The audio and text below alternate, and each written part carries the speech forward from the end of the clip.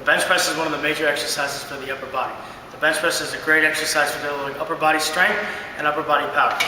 Okay, when benching for strength, we bench press a little differently than bench pressing for mass. Most bodybuilders, when they bench press with their elbows way out wide like this.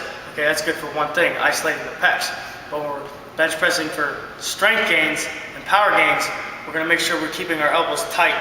Okay, keeping our elbows tight is what activates the big muscles of the back, our anterior delt, and our pecs.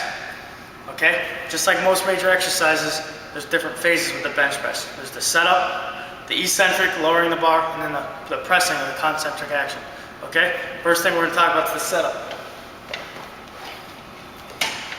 You always want to set up directly underneath the bar. Okay, this is what allows you to take the bar out and clear these hooks and not have to reach too far back and bring the bar way out here. So a good rule of thumb is right eyes directly underneath the bar.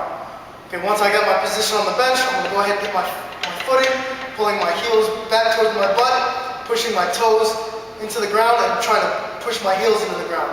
I'm also going to squeeze my shoulder blades together. Squeezing your shoulder blades together is what stabilizes the shoulder girdle and helps activate the muscles of the back like the lats. Okay? When you do these two things, you're going to achieve what we call a natural arch. So the only two things that are being making contact with the bench are going to be your glutes and your upper back. So once you got your position on the bench, your feet are set, and your shoulder blades are nice and tight, you can go ahead and get a nice even grip on the bar. Okay? From here, you're going to go ahead and get a big belly of air and take the bar out. Now that we got a good setup, we're ready to go into the eccentric part of the lift.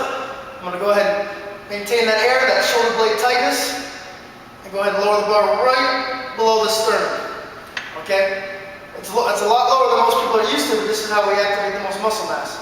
So we're going to go right below the sternum and press. And as you can see, the pressing motion of the bench press is just a mirror or an opposite of the eccentric. Notice my elbows stay tight the whole time.